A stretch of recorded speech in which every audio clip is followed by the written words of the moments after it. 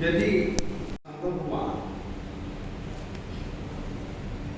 तो प्रवचन के पहले यानी कि बोलने के पहले मंगलाचरण के बाद गुरु स्तुति और गुरु स्तुति के बाद अपन लोग नमस्कार महामंत्र की आराधना करें। नमस्कार महामंत्र की आराधना से संबंधित नियम आज बताना मैं सबसे ज्यादा पहले पसंद करूंगा।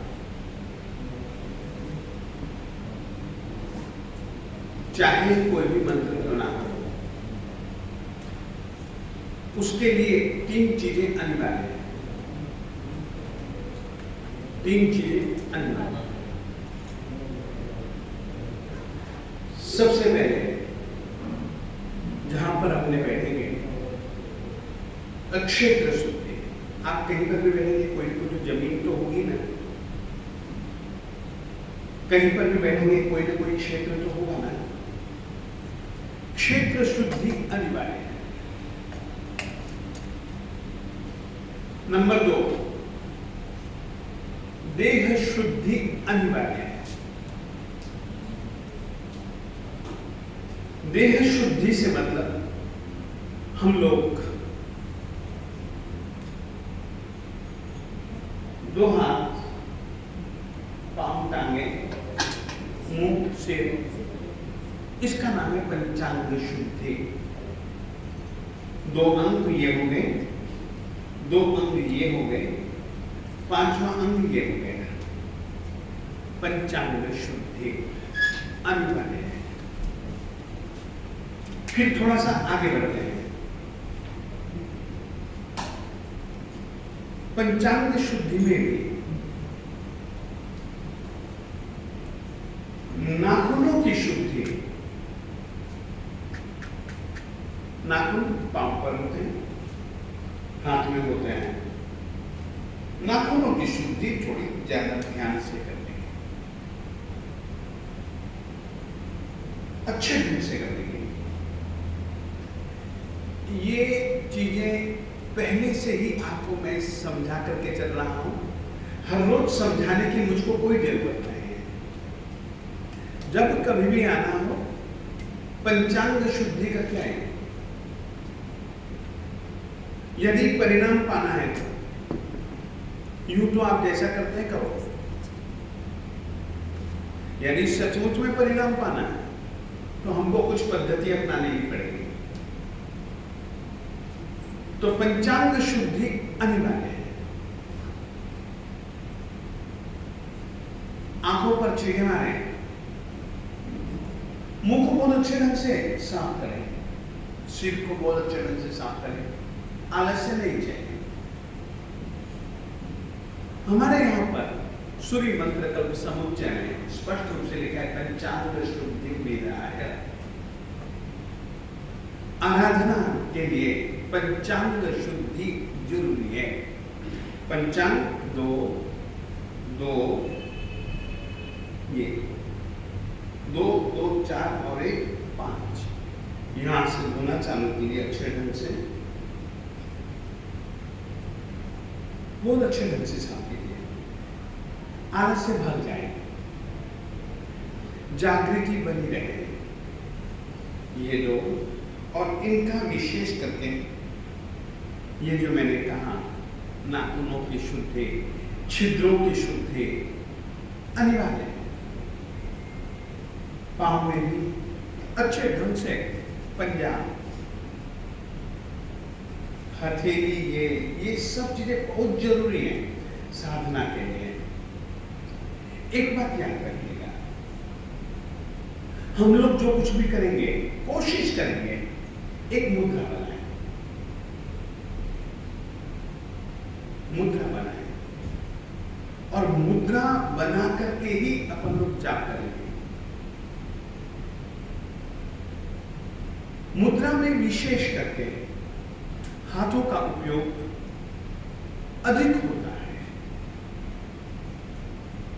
कई पद्धतियां ऐसी हैं कि हम यहां दबाते हैं, हाथ पर दबाते हैं, हाथ के और पांवों की उंगलियां दबाते हैं, पांवों का पंजा और हाथ की हथेलियां दबाते हैं। दर्द सारे शरीर में होता है, नसों का नसों से संबंध है।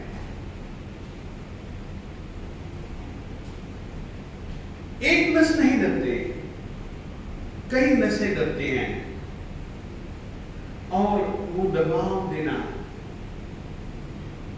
विशेष करके अंगूठा, अंगुलियां, कुछ अंग विशेष वहां पर दबाव देने से एक शारीरिक शुद्धि और मन की एकाग्रता, शरीर में इंद्रियों की मजबूती, ये कुछ नसों के साथ ज्यादा तालमेल खाते हैं। तो उस कारण से हो सके तो माता आप सामने, हाँ, किनारे पर सामने बैठेंगे तो मैं सीधा आप लोगों से संबंध बना सकूंगा। इधर उधर बैठ सकते हो, मैं मना नहीं करूंगा, मेरा कर्तव्य भी नहीं है कि मैं किसी को कहूं इधर बैठो उधर बैठो, मगर एक जो मैं विषय अब समझाना चाहता हूं, और ये विषय में कोई हर रोज समझाने वाला नहीं हूं, एक नियम है, ये करना यानी करना ही करना है। एक दूसरे से सट करके हम नहीं बैठे। हो सका प्लास्टिक की कुर्सी छोड़ दो और लकड़ी के पट्टे पर बैठ करके जाप करने से दरिद्रता आती है, ये याद रखिएगा। ऐसे बहुत सारे नियम, कैसे आसन पर बैठ करके आराधना करनी, ये हमारे पुरातन मंत्र साहित्य में कुछ बहुत अच्छे अच्छे नियम हैं। मैं उन नियमों के अंतर्गत कुछ नियमों की बात आप लोगों से कर रहा हूं। तो पंचांग शुद्धि अनिवार्य है। उसके बाद आप लोग क्या करेंगे? अपने स्थान पर बैठने के पहले, जैसे कि मान लो ये मेरा आराधना कक्ष है, भाई इतना ऐसा ही आराधना कक्ष है, मन एकाग्र कब बनता है? पहले तो कुछ ये भी नियम समझ करके चलो। देखिए, साधना करनी हो या उपासना करनी हो, सबसे ज्यादा महत्व की स्थिति मन की और तन की, वाणी की। मन पवित्र हो, मन एकाग्र हो, मन तल्लीन हो सके ऐसी स्थिति में हो, ये मन को हमको थोड़ा सा ऐसा बनाना पड़ेगा। आराधना करने वाले व्यक्ति को कभी भी गुस्सा नहीं करना चाहिए, कभी भी मजाक नहीं करनी चाहिए। आराधक आदमी के वचनों में एक शक्ति पैदा होती है। आराधक आदमी के मन में एक शक्ति पैदा होती है। जरूरी नहीं है कि मैं, ये एक आदमी है मेरे पास, ये एक आदमी है समझो, जरूरी नहीं है कि मैं इसको अभिशाप दूं। अभिशाप देना है, ये बात पक्की है कि अभिशाप देने योग्य ये काम करता है, हरामखोर आदमी है, मुंह से तो नहीं दे सकता। इसके गलत कामों को देख करके मेरे मन में से अभिशाप निकलेगा जैसे। बस यदि सच्चे आराधक के आशीर्वाद और अभिशाप दोनों जल्दी करते हैं।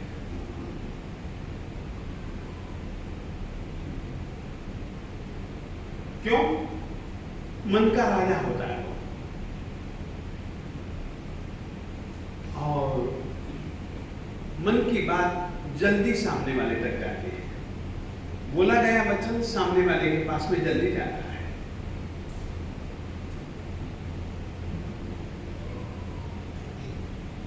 तो मन की शुद्धि भी चाहिए, मन की एकाग्रता भी चाहिए, मन की मस्ती भी चाहिए।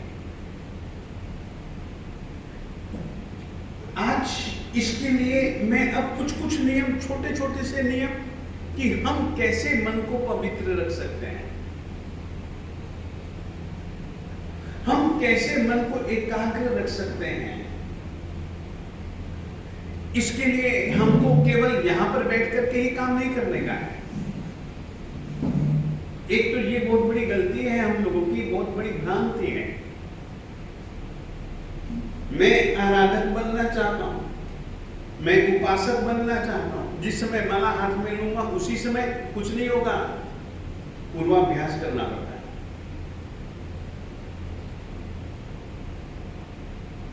हम पूर्वाभ्यास तो करते नहीं। क्या सीधा कोई एमए की क्लास में पढ़ता है लड़का? पहले कच्ची क्लास, पक्की क्लास, और न जाने फिर उसके बाद में पहली, दूसरी, तीसरी, चौथी, पांचवी, छठी, सातवीं, आठवीं के बाद में 10वीं, 12वीं, अरे फिर उसके बाद में पढ़ते हैं जी को। हम लोग तो पहले ही दिन से बैठ जाते हैं। बड़ी क्लास में बैठ जाने से कोई बड़ी आपके पास में उस क्लास की योग्यता आ गई ऐसा समझने की भूल मत करना।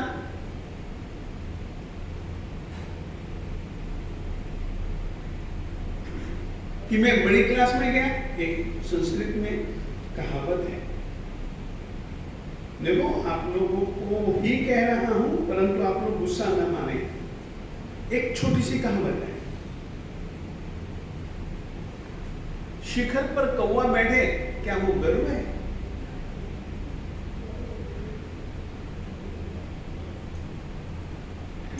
शिखर पर बैठा हुआ कौवा अपने आप को गरुड़ मानने लग जाए। हम भी लगभग ऐसी गलतियां करते हैं।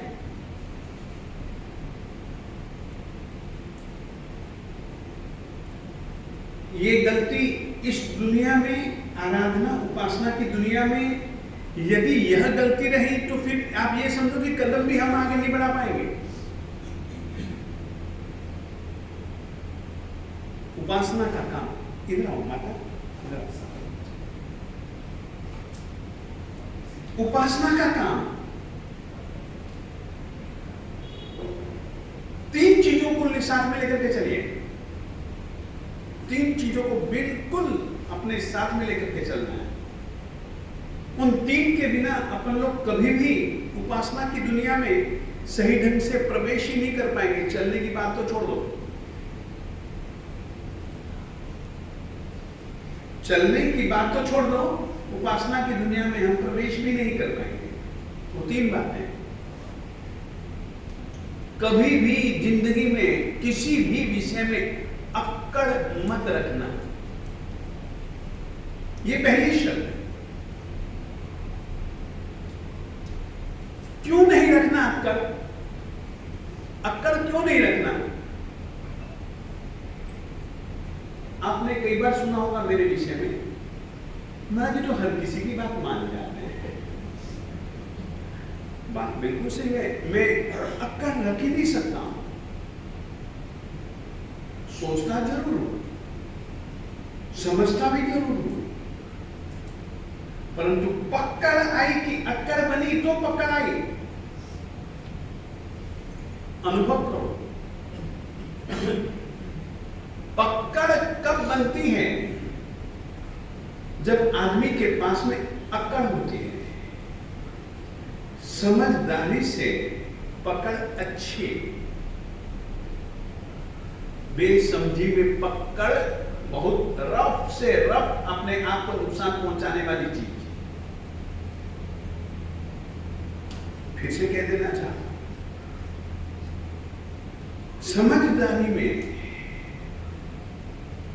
यदि पकड़ और अकड़ है तो ठीक है। यदि बिल्कुल बेसमझी से पकड़ अकड़ आई तो समझ लो अपना नुकसान आप लोग खुद को खुद ही पहुंचा रहे हैं।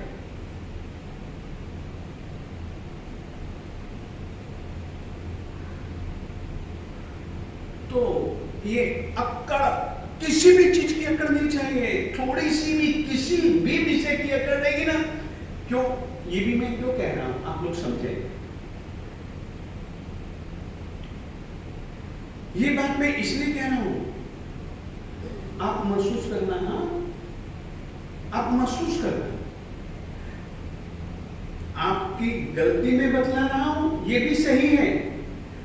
मेरे दिल में एक भाव है कि नहीं, आप बहुत अच्छे आराधक बने और धर्म धुरंधर विजय को एक कण जितना, राई के दाने से भी आधा दाने जितना थोड़ा सा मैं प्रयास करवा। मैंने पाया कि यार जिंदगी यूं ही मैं बिताई जा रहा हूं, सांस, अमूल्य सांस, और मैं यूं ही खोए जा रहा हूं। और दिल में आया और अनुभव करो, मेरी जिंदगी की सबसे बड़ी दुर्भाग्य मानता हूं कि मैं अपने गुरुजी के समय बेसमझी की उम्र में था। वो खजाना थे यार,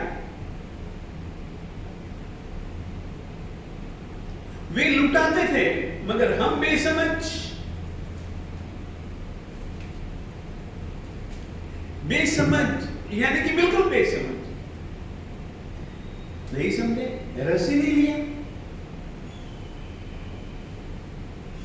अरे हीरो को भी तो वो ही लूटेगा जो हीरे की कुछ तो कीमत समझता होगा।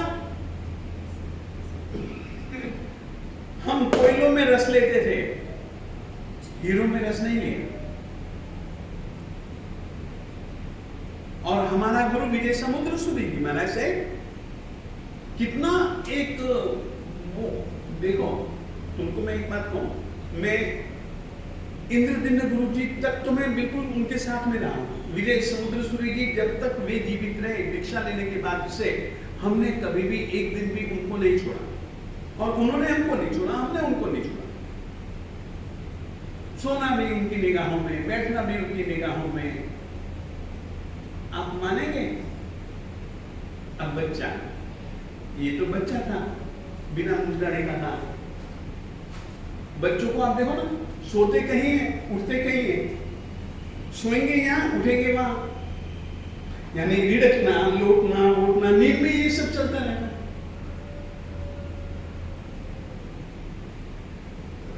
सोया था कहीं और, पहुंच गया दरवाजे के पास, और गुरुजी को वहां से जाना था,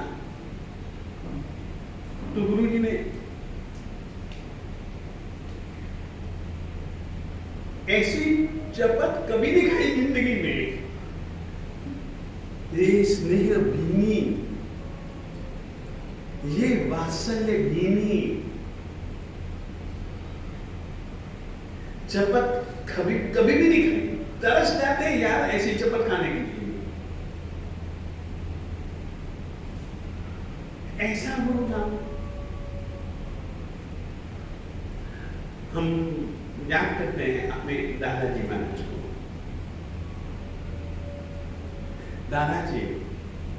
दादाजी यानी कि जिनको हम सब जन दादाजी महाराज कहते थे, यानी कि मेरे गुरुजी और उनके गुरुजी एक ही थे। मेरे गुरुजी भी उनको दादाजी महाराज कह करके बुलाया करते थे, यानी कि एक प्रकार से दादाजी महाराज जी उनका नाम ही नाम हो गया हो इस तरीके के। वो हमको जगा दे रहे, कोई यूं थोड़ी ना, यूं जगाए, उठ उठ उठ उठ उठ, ऐसे कभी भी उन्होंने हमको नहीं जगाया, उठो कन्हैया उठो। यानी कि हम उस दुनिया के अंदर जिया हुआ आदमी है जहां पर कि बड़ों का स्नेह पाया है, बड़ों का वात्सल्य पाया है। हम शुरुआत से यानी कि कुछ ऐसे महापुरुषों का सानिध्य हमको मिल गया, हम इसको अच्छा नसीब मानते हैं। ठीक है, बदनसीबी अपनी, सदनसीब उनका। तो मैं कह रहा था, हम मन को एकाग्र करेंगे। मन को एकाग्र करने का आज मैं तरीका बताऊंगा, मगर नमस्कार महामंत्र की आराधना की प्रक्रिया के अंतर्गत छोटा सा ही मैं बतलाऊंगा। आदमी के पास कुछ चीजें ऐसी हैं जिसके ऊपर उसका बस नहीं चलता। अभी अभी प्रारंभ में उन चीजों के ऊपर अपना बस नहीं चलता, उसका नुकसान भोगते हैं। तो कभी उस नुकसान को देख करके विचार आता है कि यार मैं किस पचड़े में फंस गया, परंतु तब तक समय बीत चुका होता है। आज जो कि उपासना की प्रक्रिया का एक पहला नियम, पहले जो 3 चीजें मैं बता देता हूं, वो 3 चीजें कभी भी मत, किसी भी विषय में मत रखना। अक्कड़ चीज ऐसी है जो कि तुम्हारे मन को बिल्कुल पथरीला बना देती। और उपासना के लिए दिल चाहिए बिल्कुल दलदल जैसा, तो ही कोई कमल का फूल खिल सकेगा। पत्थर में क्या कभी कमल के फूल उगते हैं?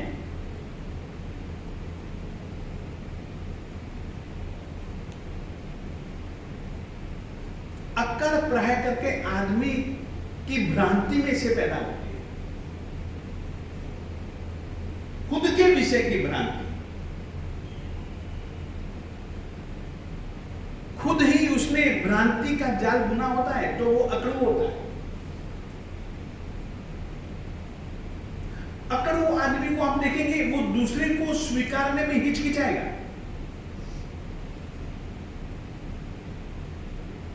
सही बात को भी अकड़ू आदमी नहीं पकड़ पाएगा, नहीं स्वीकारेगा। स्वीकार ले तो फिर अकड़ किस चीज की? सबसे बड़ी हानिकर चीज अगर कोई है तो अकड़। हम अकड़ू आदमी दूसरे के वात्सल्य को नहीं पा सकता। दूसरे के दिल दिमाग में जो हमारे प्रति हित है, हम उसको सुनने के लिए, स्वीकारने के लिए तैयार नहीं। जिद्दी नंबर 1 अकड़ू आदमी होता है। वो ये सब गलत पकड़ है।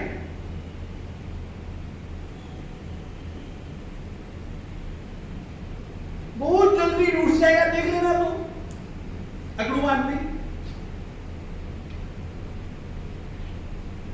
अकड़ू आदमी बहुत जल्दी रास्ता बदल लेता है दिल से।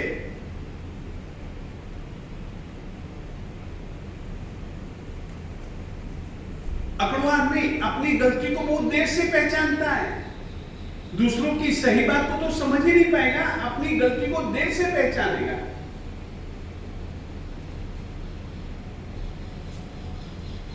अकड़ू आदमी झुक नहीं सकता है।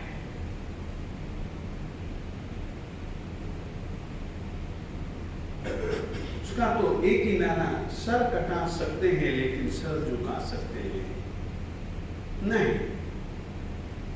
हमें सबसे पहले यदि उपासना की दुनिया में जाना तो नमो विनम्रता सीखनी पड़ेगी।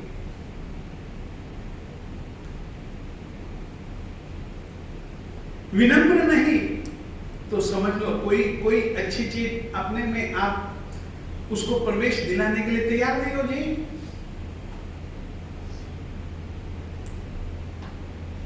अकड़ू आदमी लगभग दूसरे के दोष देखेगा, दूसरे की अच्छाई देखने के लिए उसके पास न तो आंख है न कान है। ये सब अकड़ू आदमी कि ये सब कुछ व्यवहार है।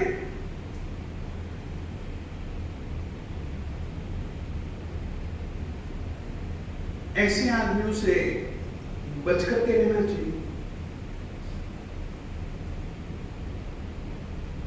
क्यों बचना? क्यों अकड़ू आदमी से बचना? क्यों अकड़ू आदमी से दूरी बना करके क्यों रखना? और नजदीकी भी बहुत कम नजदीकी बना करके क्यों रखना?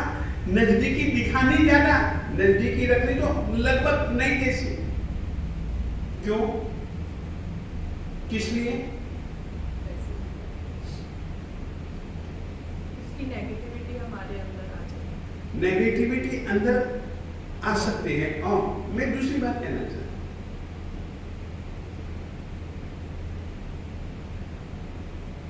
कोई बात नहीं होगी। वो अपने मन में लगा लेगा और उसको ये बना लेगा पहाड़ की मैं तो यूं हूं, यूं हूं, यूं हूं, और श्रीमान जी आपका बिगाड़ करके रख देगा बेमतलब ही। निरपराधी हो तो भी वो सब उसकी अक्कड़ उससे करवा रहे हैं।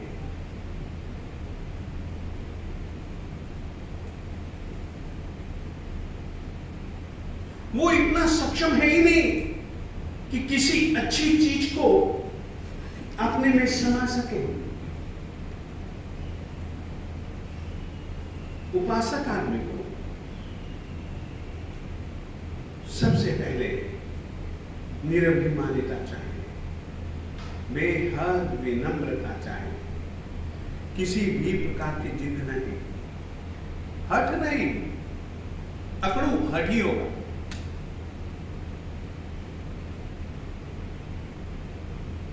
और याद रखिएगा, सत्य को समझने के बाद में भी अकड़ू आदमी अपने असत्य को छोड़ने के लिए तैयार नहीं होता है।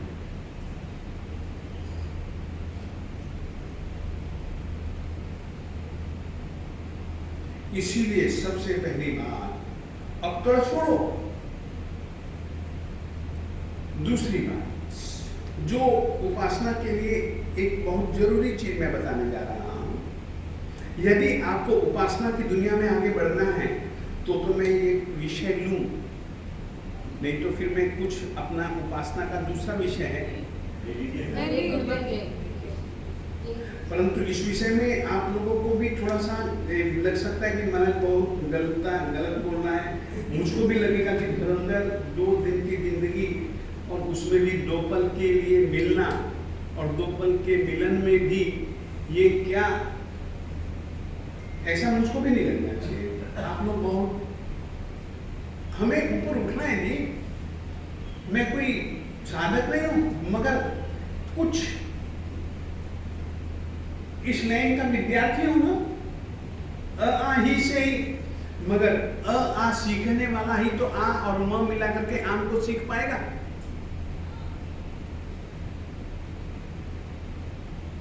आई सीखने वाला आदमी तो अ ना र इन तीनों को जोड़ करके अनार एक फल बनता है, ये समझ पाएगा।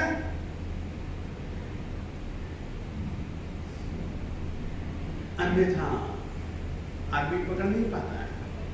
अभी अपन जमीन पर भी नहीं खड़ा है जी, और अक्कड़ बहुत बड़ी रखता है। समझ लो उस आदमी ने जी, मेरे गुरु जी महाराज विजय समुद्र सुरेश्वर जी महाराज साहब और हमारे दादाजी महाराज श्री श्याम जी विजय जी महाराज साहब और मेरे पिताजी महाराज श्री अनेकांत विजय जी महाराज साहब एक ही बात कहा करते थे, अक्कड़ नहीं रखने का।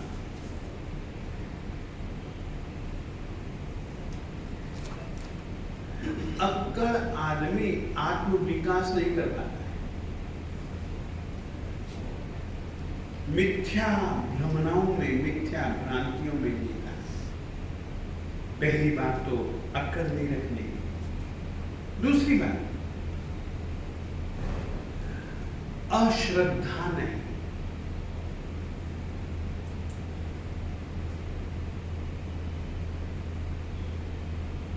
अश्रद्धालु आदमी को तुम लोग देखोगे ना, वो आदमी न जाने कई सारी बुद्धियां, कई सारे तर्क वितर्क, कई सारी कल्पनाएं ऐसे करेगा जो कि हम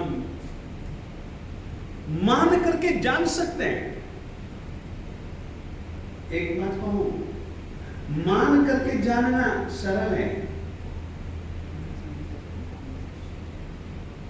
पहले हम माने जिसको कि मालिक ने सम्यक दर्शन कहा है, श्रद्धा कहा है। मानेंगे रुचि पैदा होगी, मानेंगे अन्वेषण हम कर पाएंगे, माने बिना तो हम अन्वेषण भी नहीं कर पाएंगे। हम उलझे रह जाएंगे, तर्कों में, बेकार के तर्कों में उलझे रह जाएंगे। बेकार के अपने और दूसरों के तर्कों से बचने के लिए हमको अश्रद्धा नहीं चाहिए। हाँ, समझ पूर्वक श्रद्धा, श्रद्धा पूर्वक की समझ, ये दोनों चीजों को मालिक ने सम्यक दर्शन, सम्यक ज्ञान कहा है। फिर से कहना चाहता हूं, मालिक ने सम्यक श्रद्धा को महत्व दिया। सही श्रद्धा, श्रद्धा होगी, रुचि होगी, श्रद्धा होगी, भाव होंगे, श्रद्धा होगी, मेहनत करने के लिए तैयारी होगी। चलो करके तो देखें।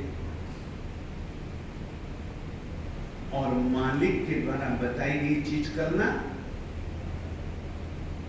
माना, बाद में समझ आएगी, करने के बाद, पहले समझ नहीं आएगी। और आदमी आज का ये एक जिद बना बैठा है कि पहले समझाओ फिर करेंगे।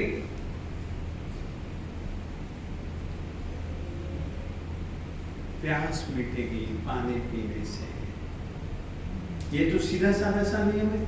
अरे प्यास कैसे मिट सकती है पानी पीने से? वो ऐसे ऐसे तर्क देगा कि पानी पीना भी भूल जाएंगे। अरे यार अच्छा है पानी पी लो ना, मान लो अपनी माँ बाप की बात, मम्मी पापा की बात कि पानी पी ले बेटे, प्यास मिट जाएगी। ये मानना पड़ता है, फिर अनुभव होता है ना।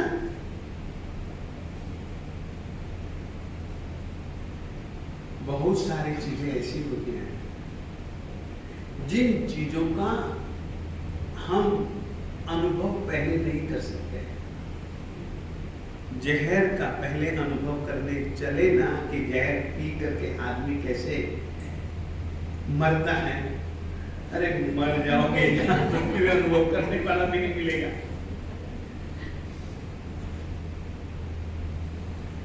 चलो वैद्य की बात मान लेते हैं कि नहीं ये जहर है, नहीं खानेगा।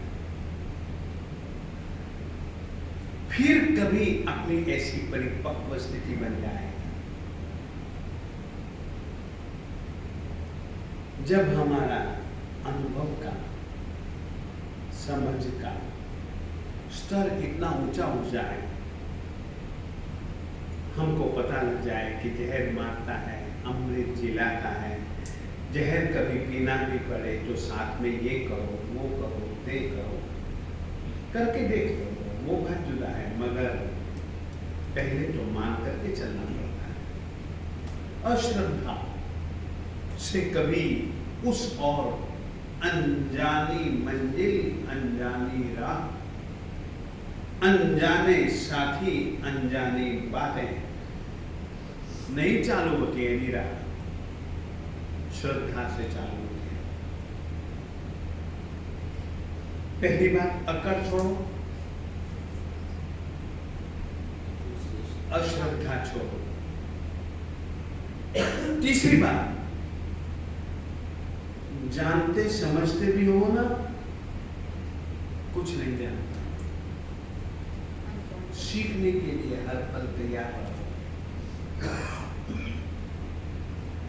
और आदमी बीच में टांग अड़ाई करके सीखने की अपने बताया हो कि मैं सीखा हुआ आदमी हूं, पाने से चूक जाता है। ऐसी कुछ चीजें, ये तो मैंने सामान्य तौर पर आपको बताई, मगर ऐसी ऐसी चीजें हमारे विकास में बाधक है,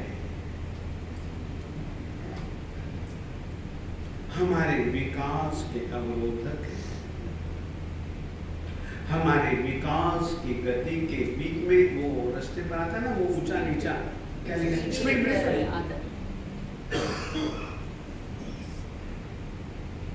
और स्पीड ब्रेकरों का ध्यान न रखा जाए तो कभी गाड़ी उछलती तो है ही, और भी बहुत कुछ हो सकता है।